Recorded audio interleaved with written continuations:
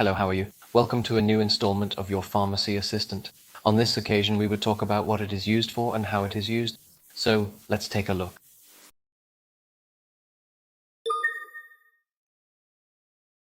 Hey everyone, today we're diving into the world of medicine, focusing on diphenidol. Ever wondered what it's used for or how it works? Well, you're in the right place.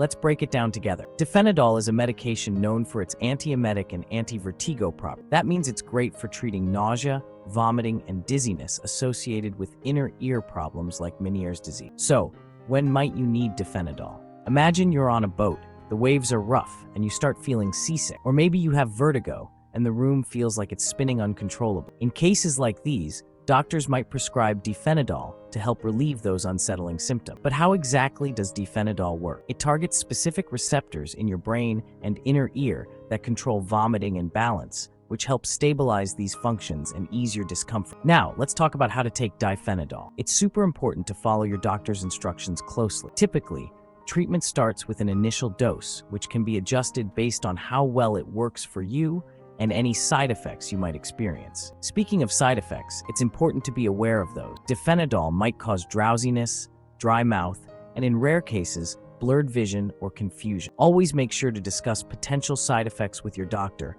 and what to do if you experience it. To wrap up, diphenidol is a helpful medication for managing nausea and dizziness.